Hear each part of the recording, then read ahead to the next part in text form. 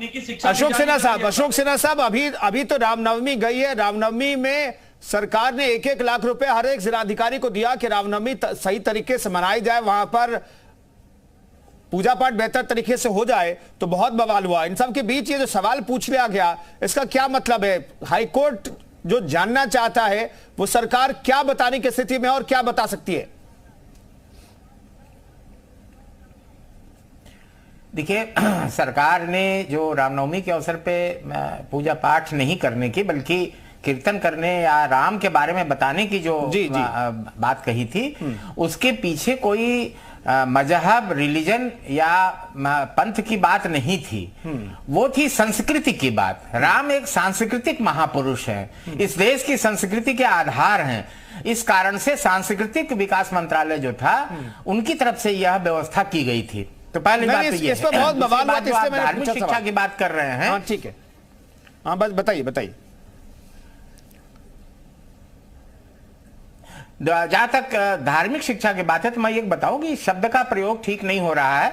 ये या तो मजहबी शिक्षा की बात हो रही है या पांथिक शिक्षा की बात हो रही है। धर्म तो पूरे दुनिया में एक ही है, वो है सनातन धर्म। और धर्म जीने की पद्धति है, जीने की पद्धति की शिक्षा आप दे सकते हैं।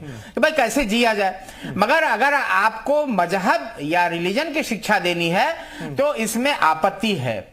इसमें आपत्ति यह है कि आप सरकारी खर्चे पर इसे इक्वलिटी बिफोर लॉ की जब बात की गई है संविधान के अनुच्छेद 14 में, तो उसमें ये कहीं ये बात नहीं कही गई है कि आप जो है कानून के अनुसार किसी से भेदभाव करिए, परंतु उसकी उपधाराओं में और आगे चल करके ये बताया गया है कि जो अल्पसंख्यक हैं, पहली बात तो कि आपत्ति इसी पे होनी चाहिए कि सेकंड लार्जेस्ट जनसंख्या को आप अल्पसंख्यक श्रेणी में रखे हुए हैं और संविधान में कहीं भी अल्पसंख्यक की स्पष्ट परिभाषा ही नहीं है कि अल्पसंख्यक कौन, किसको आप अल्पसंख्यक कहेंगे।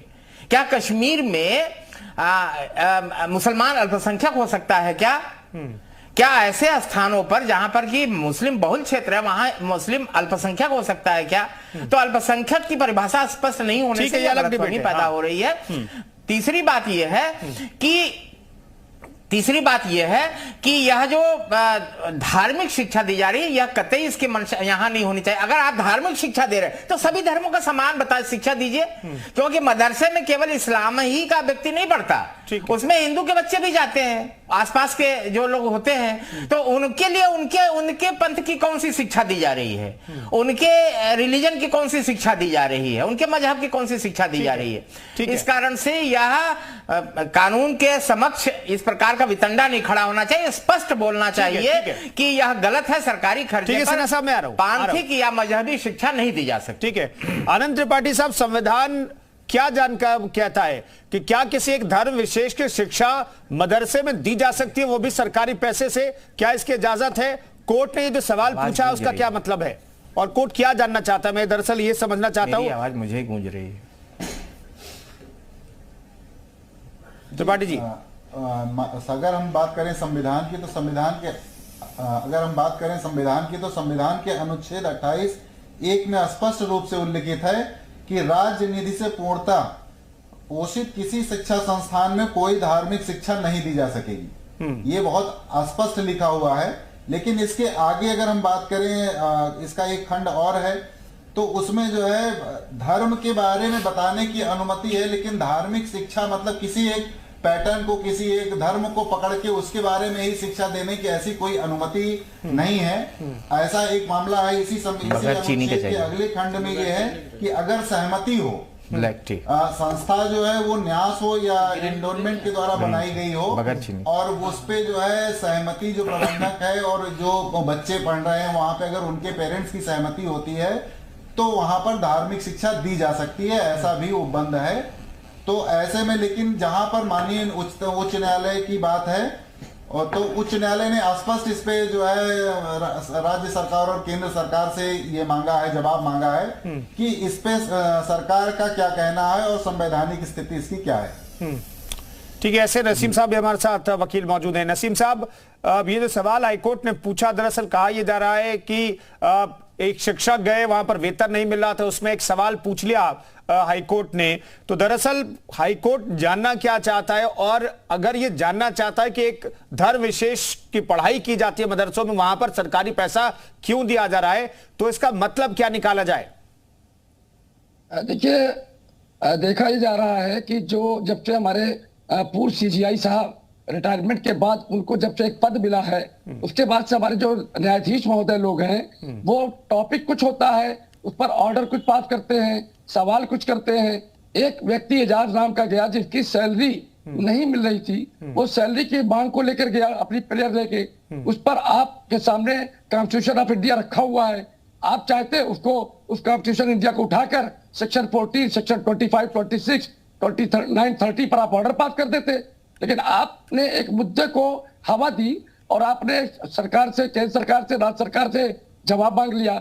मैं भी एक जवाब ही देना चाहता हूं कि जो मदरसा है वो मदरसा बोर्ड के तहत संचालित होता है, जिसका पूरा होल सोल कमांड होता है वो सरकार के पास होता है। हर सरकारों का अलग बोर्ड है, सरकार का अलग बोर्ड है। तो ये कहना कि एक जो वित्तीय पोषण जो सरकार से धनराशि दी जा रही है उसमें धार्मिक पढ़ाई की जा रही है, तो ये भी मैं बता दूं, स्पष्ट कर दूं कि बहुत से मदरसे ऐसे हैं जो छोटे मदरसे हैं जहां पर सही तरीके से सुविधाएं नहीं है, जहां गवर्नमेंट से पैसे पूरी तरह से नहीं आते हैं, तो वहां पर तो शिक्षा दूसरी तरफ दी जा रही है कि धार्मिक शिक्षा आप नहीं कह सकते, क्योंकि वो equivalent to high school, inter और बीए है।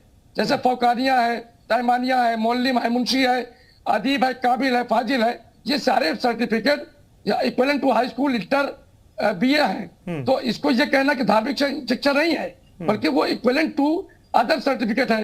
तो वहां पर बहुत नसीम साहब, मदरसों में धर्म विशेष की शिक्षा तो दी जाती है ना?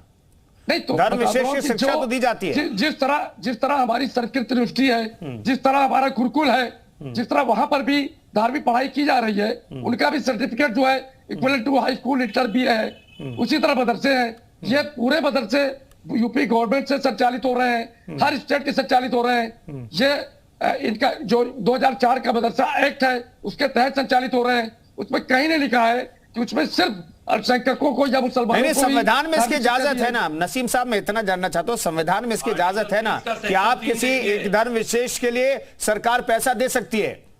बिल्कुल दे सकती है। मदरसा बोर्ड बनाया आपने, क्यों बनाया? आपने मदरसा एक्ट क्यों बनाया? तो मदरसा बोर्ड, मदरसा एक्ट आप ही द्वारा बनाया गया। विवेक जी, आ रहा हूँ।